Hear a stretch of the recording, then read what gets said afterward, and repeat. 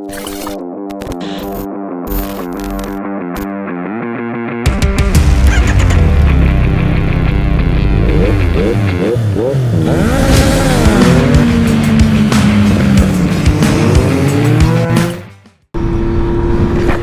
what's up, riders? It's your boy Hieroglyphics. Welcome back to part 3 of what to know before buying a motorcycle. We've already talked about how to store your bike, how to keep it safe, what to keep in mind, like buying quality gear, developing your skill over time. Today's topic is just as important, and that is, which motorcycle should you buy? You want to make sure you make the right choice. You don't want to be dealing with buyer's remorse. There's so many different kinds of bikes nowadays that you want to make sure you pick the one that suits your needs, riding style, and lifestyle. Luckily for you guys, I'm here today to give you a brief overview of all the main categories of motorcycles, and trust me, there's something for everybody out there. The first category of motorcycle is super sports, aka crotch rockets. Super sports are usually the first kinds of motorcycles that come to mind when anybody mentions a bike, and for the most part they don't get a good rep, and I get it. They're loud, maybe obnoxious on the road. When they fly by you, they scare people in the car. They're well known for their high revving motors, lightweight, and super agile. This is a great bike for anybody that wants to do any high-speed riding, canyon runs on the weekends, track days. These bikes are perfect for that. They handle amazing. They usually have great quality parts, brakes, suspension, you name it, they got it all, electronics. These bikes do all of that super well. Now on the contrary, these bikes are pretty uncomfortable depending on what you're trying to use it for. Your butt is super high up, your feet are super high up on the footrest. If you're planning on daily riding one of these bikes and you want to be comfortable, this probably is not the choice for you. I actually daily rode a 2017 Yamaha R6 right here,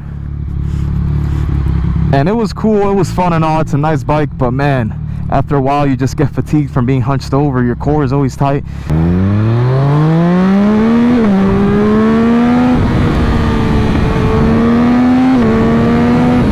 Might be the choice for you since you'll easily cut through the wind, but then again, there's some other bikes in this category that may perhaps do that better. Your clip-on's also super low, so it keeps you hunched over, and that in itself is also going to fatigue you over time.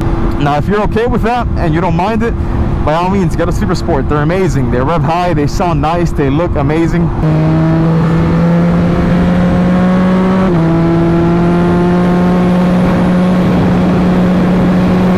So you're gonna have a lot of wind protection. It's gonna make the bike that much more comfortable compared to something like this, a naked bike. That brings me on to the second category of bikes on this list, and that is what I'm currently riding on, and those are naked bikes. As you can see, naked bikes are usually pretty torquey. They're essentially like a sport bike, just a bit more comfortable. They'll make some more low-end torque, that way you can enjoy more for the road, since really on the road you're not going to take advantage of a high revving engine.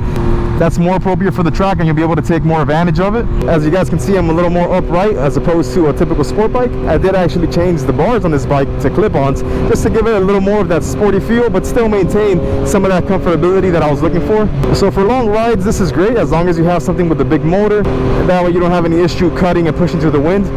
Now, one of the big downfalls of these bikes is that there's a lack of wind protection. Some of these bikes have absolutely no fairings, maybe a small amount, or some of these hyper naked bikes like the Ducati Street Fighter V4 or the Kawasaki ZH2, those have, I guess you could say, half fairings. So it is going to help you avoid some more of that wind on the highway and keep you comfortable. You have so many options in this category. They pretty much make the naked version of every typical super sport that you can imagine. You have your R7 converted to your MT-07, your Ninja 400 converted to your Z400, your Ducati V4 converted to your Street Fighter V4, same thing with the H2 and the ZH2. Every brand has their own Street Fighter version of their super sport, which is pretty dope. But you're still getting the same DNA of that super sport bike in a more comfortable and manageable package, you could say.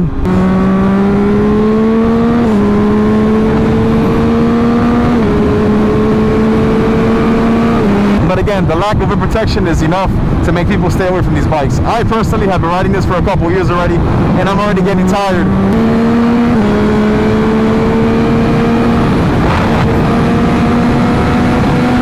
It's rough. My legs are already cramped up from holding on to my tank because that wind is just blasting me back. And after a while, that gets tiring. Now, if you guys really want to maximize performance and comfort, I would definitely recommend for you guys a sport touring bike. You got things like your Yamaha Tracer 9 GT, your Suzuki GSX S1000 GT, your Kawasaki Ninja S1000 SX. These bikes are all amazing. This category is super great for long distance rides.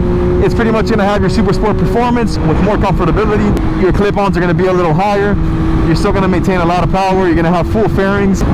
You're also going to have a little bit more technology built into these bikes that a lot of modern super sports don't have, like a radar for advanced cruise control options. The only con that I can really think about is that these bikes are probably a little bit heavier. So if that's not a problem for you, I mean, definitely get one of these bikes for your long trips, or if you just want comfort for daily riding. These bikes do that exceptionally well. They have the power to keep you entertained. They have storage space. They have advanced electronics. I guess the other con is that they're a bit pricier since they have all these extra features. Definitely an amazing bike if your budget allows and it's the type of riding that you want to do. Now, speaking about daily riding and comfort, this next category of bike is one of my favorite in the list, and that is adventure bikes. These bikes are insanely comfortable, super durable and rugged and versatile. You can take these bikes on long trips as well. Most of them do have pretty big fairings to keep you protected from the wind, but also amazing suspension to take you off-road and hit some crazy trails if you want to do that. The versatility of these bikes is what I love the most. You can ride them on the road, take them to your local trail, and just go miles and miles off-road with big gas tanks and punchy motors. Examples of this category is Honda's Africa Twin, KTM Super Adventure bike, BMW's GS models, the Ducati Desert X. And honestly, when it comes to which one of these is best for you, it's all about preference, because they all have different motor displacements and different components on them. So whatever you're in the budget for, if you're going to afford it, go for what you like. They're obviously not going to handle as amazing as a typical sport bike or even a naked bike, but then again, they do hold their own pretty well. And again, these bikes really shine off-road and in their ability to be versatile. They also come with storage, so you guys can put stuff in them, go on camping trips, put little mini grills or even small tents so you can camp, and they can handle super rugged terrain. Definitely at some point I'm going to get an adventure bike because they're just so fun and so capable that it's a no-brainer. And similar to sport touring bikes, these also share some cons. They can be pretty pricey and they're probably a little heavier than most other bikes. But remember, at higher price points you're probably going to get a much nicer package, better components, brakes, suspension, which obviously these bikes really need. Since they're going to be off-road, you want the best of the best to give you a nice, plush and smooth ride. Alright, so we're back. I had some camera issues. The next category of bike on this list, which is pretty similar to the previous one, are dual sports. These bikes are fairly inexpensive, easy to maintain, simple, effective. These have almost as much of the same versatility as your adventure bikes. This is another one of my favorite bikes on this list. They're just so fun. Again, these bikes, you could take them, ride them to a trail, ride on the trail all day, go home. You could do, I don't know, Uber Eats on these bikes. You could daily commute on this bike as long as it's not a long ride.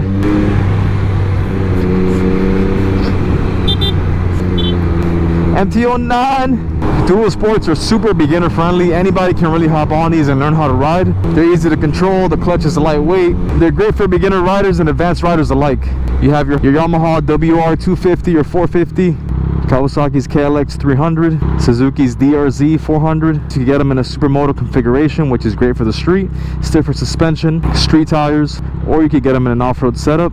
Softer suspension, 40-60 tires. Even if I were to ever get an adventure bike, a dual sport is definitely on my list just because of their lightweightness. They're just so versatile and they make such great bikes. You could do so much with them. You can also slap bags on the side of these or put a little seat rack on them, carry stuff, a gas tank, food. You can get creative with it. You can also go camping on these the same way you can on an adventure bike. The one thing about these is that they're essentially street legal dirt bikes, so they don't have any fairings on them. So for very long rides, it might be pretty uncomfortable. It's doable, but it's all up to you and what you're looking for. If you don't plan on doing long rides and crazy trips where you need the extra gas or extra bags or even the fairings, then this bike is perfect. There's no point in spending, you know, $20,000 on an adventure bike if you're not going to use it for what it's meant for. On to the last category of bike, cruisers. These bikes are extremely heavy, pretty loud depending on your exhaust, but extremely comfortable, which make them amazing for cruising around town, going on long trips, or pulling up to the bar, blasting music on your speakers to get drunk. Hope you guys don't do that, but if you do, have fun. We're talking about bikes like the Harley Road Glide, Sportster, Honda Rebel, Honda Shadow. Indian has a bunch of nice cruisers as well. Suzuki Boulevard, Kawasaki Vulcan. Some of these bikes are sportier than others, so it's really up to you what kind of riding style you want. At the end of the day, you're still going to have that kind of cruiser aesthetic where you're seated a little back into the bike, hands a little up high. I'm not a big cruiser fan, but if I ever did have one, I definitely would slap some loudspeakers, a loud exhaust. These high displacement motors sound amazing. These bikes are great, Just make sure you wear a helmet, because riding these bikes will make you not want to wear them. And guys, as an honorable mention, I have to bring up dirt bikes and scooters. Have you guys seen some of these 50cc two-strokes? These Yamaha Zumas and Honda Sprees fully built. I mean, man, these things are quick. I'm talking about fast acceleration. These things would be so fun to just rip around your block. Just go out and get some food, some quick groceries, I don't know, just something to mess around on. Same thing with these dirt bikes. Now, dirt bikes are obviously not strict legal. You could convert them to ride them on the street, slap some street tires on them, or just keep the dirt tires on them if you really are that kind of guy. But these bikes perform amazing on the dirt. Hit up your local dirt track, hit some jumps, hit some corners, super nice. They handle amazing, and way better than dual sports, because they're built to dominate on the dirt. If you ask me what kind of bike I would want in my garage, honestly, I would say all of them. I would not mind having one of each of these bikes, just because. Take one out each day of the week, ride them for what they're supposed to be used for, and just enjoy all those different styles of riding. Guys, the right bike is the bike that's right for you. How will you be riding most of the time? How will you take advantage of what that bike is meant to do? That is what you want to keep in mind when you're buying your first motorcycle. Don't just get a super sport because you think it looks super cool and it looks aggressive and amazing if you're not really going to be enjoying it on a day-to-day basis, commuting 10 miles to work in rush hour traffic with your back hurting. It's not worth it. Maybe consider a naked bike, a little more comfortable, more upright, you still have some power. And this is what I'm talking about. You really want to be stuck in this traffic with a super sport, hunched over the whole time? You're not going to enjoy it. Trust me, I commuted a super sport for a year and 7 months. And probably one of the most uncomfortable super sports, that R6 that I showed you guys earlier. It gets boring real quick. Now, if you're going to be mostly riding on the weekends when there's no traffic and going on spirited rides most of the time, then definitely get a super sport. Or if you're going to be going to the track. Every bike that I mentioned essentially does the same thing as every other. It's just that some do it better than others. And it's up to you to figure out which bike checks all your boxes. Thank you guys so much for watching. I hope you enjoyed the video. Hope you guys learned something. I hope this made the decision of which bike to buy much easier for you guys. Guys, help me out and subscribe to the channel, drop a like, and leave a comment if you enjoyed the video. What are your thoughts? And if there's anything else you want to see in a future video, don't forget to turn on that bell icon to be notified the next time that I post. I'll catch you guys in the next one. Peace out.